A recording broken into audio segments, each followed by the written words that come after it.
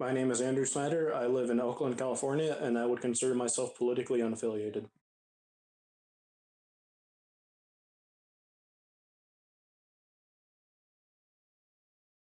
I believe that all people should be treated equally without regard to their skin tone or their backgrounds. Currently, I don't think that is a reality for some Americans, and I believe that movements that aim to rectify this problem should be given national attention because they are bettering the future of America.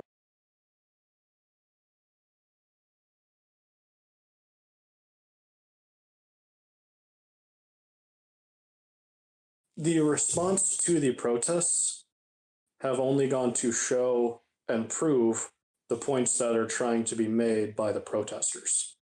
For example, you see a lot of the places out in Washington, D.C., where there are people peacefully protesting, and you had police firing less than lethal ammunition that were literally blinding people because whereas the shots were supposed to be ricocheted off the ground, they were firing directly into people's faces.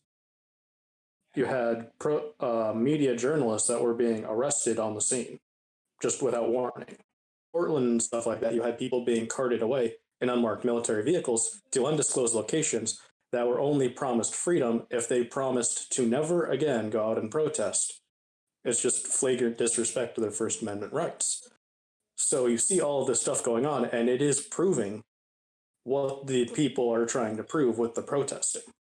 So in that regard, I would say they have succeeded. They have definitely helped to reinvigorate and bring back that drive for change that they've been trying to accomplish all this time.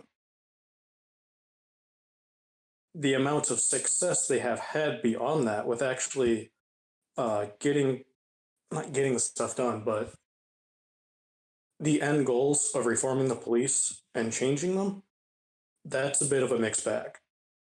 But in places like Los Angeles and stuff like that, they actually have started to defund the police a little bit.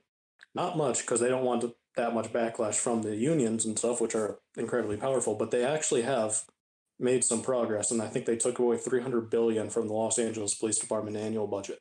It's only about 2% of their annual thing, but it's a start.